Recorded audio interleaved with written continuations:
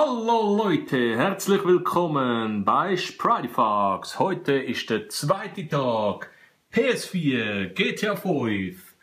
Und ich bin natürlich so schnell wie möglich gegangen, zum Game einschalten. Und was läuft? Überhaupt nichts. Der Knot hat mir gesagt, das ist ein kleiner Patch, der muss abgeladen werden, dass irgendetwas verbessert werden mit dem Charakter importieren. Aber erstens 1,14 Giga ist irgendwie ein bisschen gross für so einen kleinen Fix. Und zweitens, noch 14 Stunden.